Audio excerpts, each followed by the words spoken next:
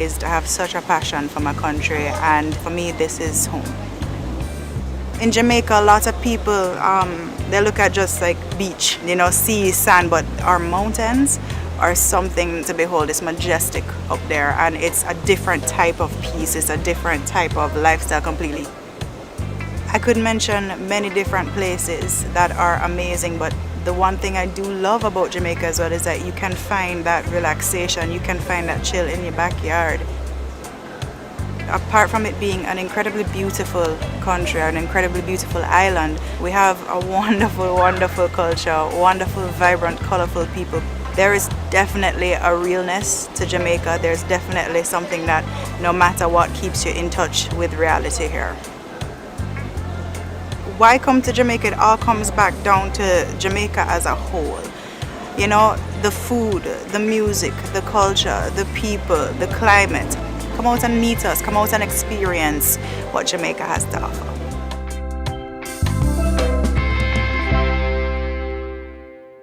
Need to estimate your duty? Perform a track and trace? Search for a declaration? Then download the Jamaica Customs mobile app today. The time by the Jamaica Customs Agency is 12 p.m.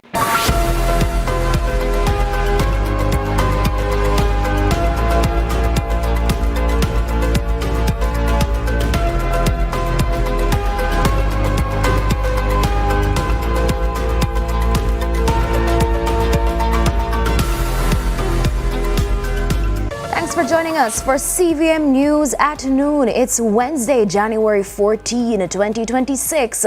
I'm Amoy Harriet. We begin with an item of breaking news. The United States has announced an indefinite suspension of visa processing for nationals of 75 countries, including Jamaica, effective January 21.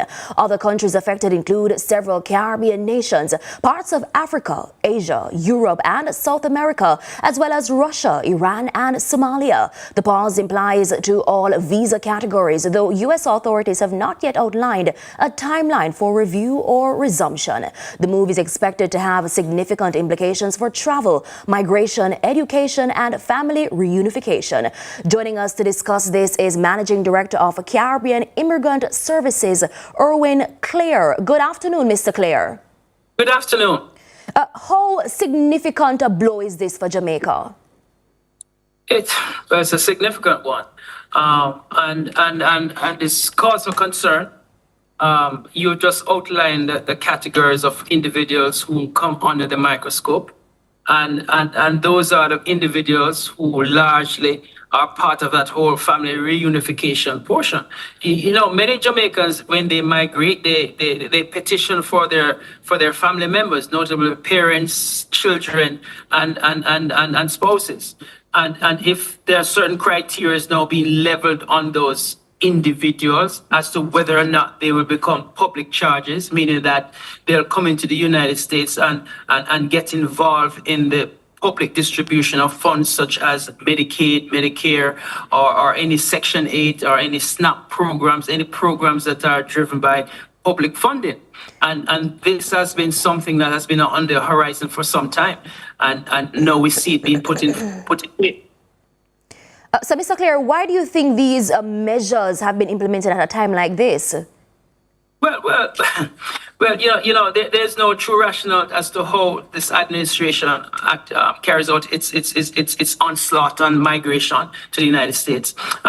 It is a continuing endeavor on the curtailing of legitimate migration to the United States, to cut back on certain immigrants from certain sections of the world coming into the United States, and tagging on the whole the claimer as relates to whether they participate in the public benefit aspect of the federal government is one of the marching orders that this administration has professed, that they clearly do not want people to enter the United States and get involved in their medical situations or opportunities that are reserved for Americans. So you've said So, Mr. Clare, you've said you believe this is part of a broader U.S. policy towards certain countries. What exactly do you mean by this? Well, we see the pattern. You look at the countries. It first started out with what's going on with the whole immigrants from Somalia who are in the country and the backlash that they're facing. And we see more and more more and more these measures are directed at people of color, from countries that are faced with economic challenges. And it's unfortunate, but that's the policy of the United States today. And whether I agree with it or not, I'm just articulating what is evident. It's unfortunate. Jamaica has been a friendly border.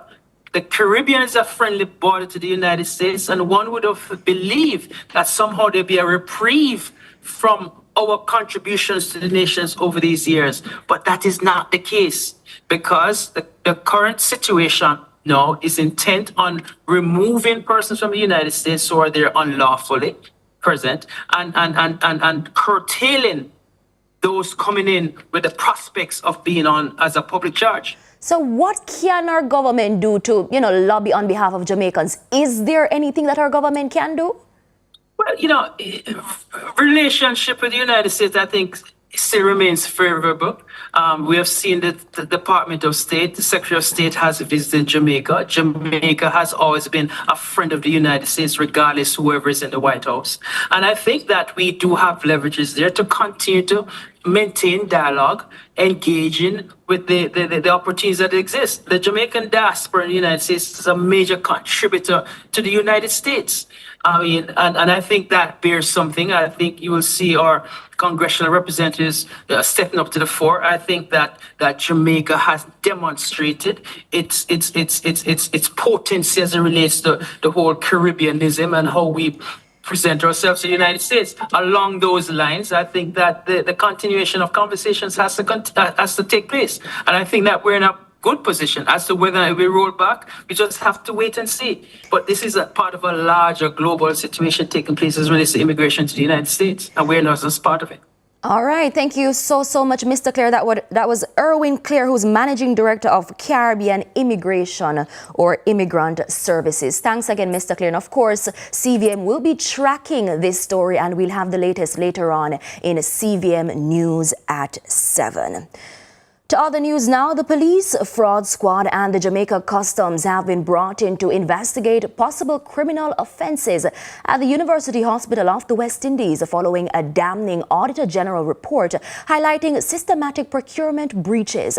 The Board of Management of the hospital says it's taking the findings of the Auditor General's report on procurement activities seriously and has accelerated governance and oversight reforms already underway. In a statement, the board acknowledged long-standing procedural gaps, noting that several issues predate the current board and executive leadership.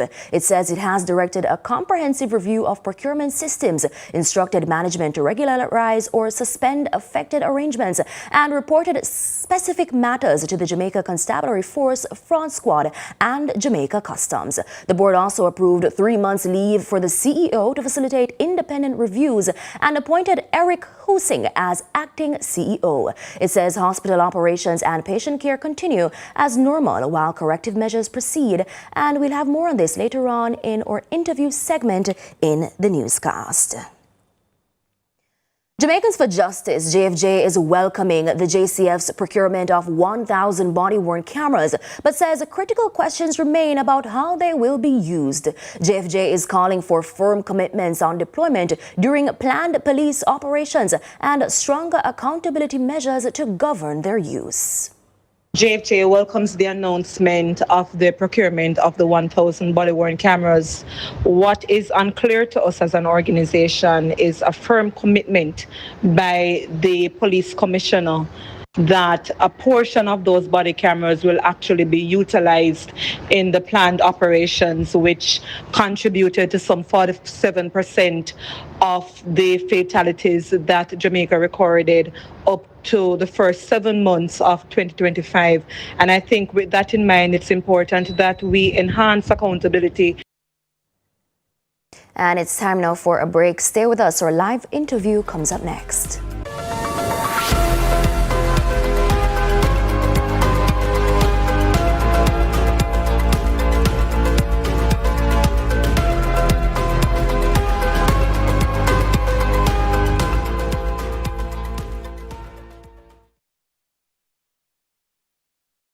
In need of a loan? AIM Financial is the place to go. We have loans from $20,000 to $3.3 million. Get a loan to pay school or college tuition, medical expenses, bills, fix up your house, buy furniture and appliances, repair or buy a car. And when you're done, take a vacation loan. AIM has a loan for any purpose. Call AIM today. You won't find a better deal elsewhere. Guaranteed. Every dream conquered is another dream gained. I land and I fly again like a jet plane. Headed straight in your direction. 'Cause I'm wiser, one step closer. I'm winning 'cause I work so hard. And the music keeps on playing, and the people them I say we are my show tonight. Oh, what a feeling! Don't stop dreaming. Keep on believing in the power of the feeling. Whatever you want, take a chance. Song in your heart, step in your dance. You got a spark, don't fit the dark, shine your lights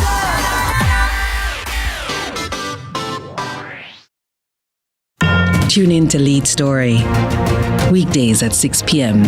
Hosted by Jodi-Ann Quarry. Brought to you by VC's Electrical Sales. Quality products at affordable prices.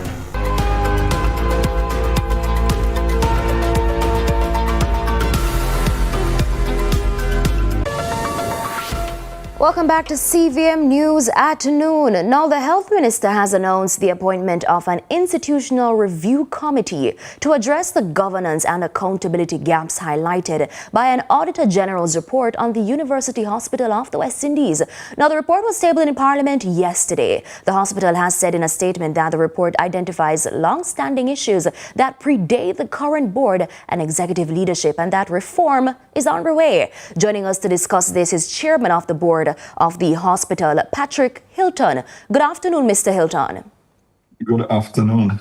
So the hospital statement said, and I'm going to quote it, the board takes the findings seriously and is committed to addressing the issues raised in a deliberate, transparent and responsible manner. But I think the big question here, Mr. Hilton, for everyone is how could this have happened? What was wrong with the hospital's own internal audits and checks and balances?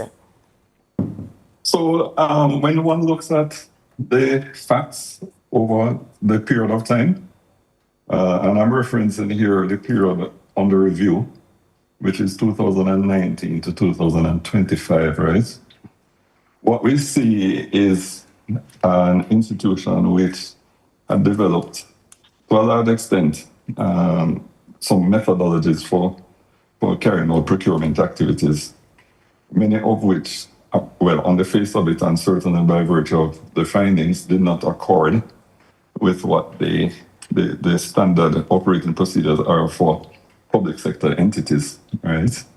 And, you know, this, if you look at the period which was reviewed, you'll see that many of these practices would have been what we describe as legacy practices because they pre-existed, they existed during that time, even though changes were made, and the report makes reference to it, to the fact that, you know, things were moved to an e-platform. It wasn't really embraced by the organization. The organization continued some of the old ways of doing things. And so it's clear that the whole process of change management, which was required to be effective in transforming the way in which, you know, procurement was done, did not take place efficiently, right?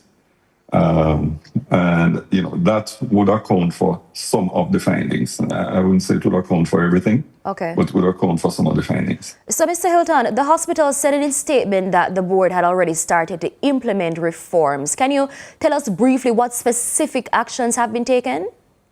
Sure. So the new board would have been constituted post the election, right? Of course, there was a board before the election, and then post the election, there's a new board constituted, which would have been, I think it would have been like late September. And the first meeting would have been in October.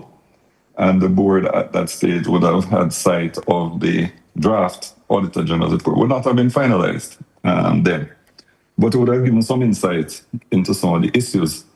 So what we did was to, institute, some procedures for further review, further investigation, because even as much as we get a report from the Auditor General, the institution has a responsibility to verify and to establish for itself, especially if it is going to act on it, the findings and the extent to which, there are weaknesses and so on in the institutional framework for the hospital. So we did that, and we identified a number of things, right, and decided to take action, as you said, to help to restore accountability, to restore, the integrity and compliance within the institution. Okay. So one of the first things we did, we started the process of initiating accountability proceedings, right? And that is with respect to individuals who would be identified as negligent or non-compliant. And this, of course, would be in order with, whether it's staff orders for the public sector regulations, the Public Procurement Act. And of course, in initiating those, we have to have regard to the principles of natural justice, principles of due process, right? Because each individual has a right to be heard and to defend themselves. So, Mr. So that Hilton, was one action. Another action was the strengthening of the oversight mechanisms, right, across procurement, across finance, in terms of, how the senior management functions ensured adherence to statutory and, the required procedures. We have started the process of implementing training, clarified some delegation of authority, and instituted some level of performance monitoring for staff involved in procurement and financial management. Okay. And we have also started some work on improving the culture of accountability, the culture of transparency, the culture of compliance, right? And more regular reporting to the board and enhanced internal audit follow-up on some of these issues. Right. So, Mr. Hilton, you actually said the hospital has reported specific matters arising from the report to the police and customs. Now, I know you said it's inappropriate for the hospital to comment further, while investigations are underway, but can you tell us when those reports were made? Those reports were made maybe as far back as October. I don't quote me exactly on the date. It could be October or November. Was at that time, were you aware? Was this before or after you were aware of the Auditor General's investigation? This was once we became aware of the fact that these issues had arisen in relation to the investigation. So, right? So we felt we had a responsibility to report them, and for those agencies to do their investigation, independent with our support, and come to their own conclusions. So the report, it listed some very serious concerns about management at the hospital, including the hospital hiring multiple consultants without going through procurement protocols, that, you frequently started the procurement process after goods or services had already been delivered. And of course, the very concerning reports about inappropriate use of the hospital's tax-free status. Now, the hospital said it has stopped this practice, but what do these findings say about the management of the hospital in the first place? So you're taking me down a path where I don't think it's appropriate for me to go, because I'm sure you will appreciate that I made mention to the fact that there will be accountability proceedings. And in those proceedings, right, the hospital will lay out its case to say, well, these are the breaches that have been observed. These are the charges that are being brought. And then people will have an opportunity to respond and to mount their own defense, right? That is in keeping with the whole natural justice and due process.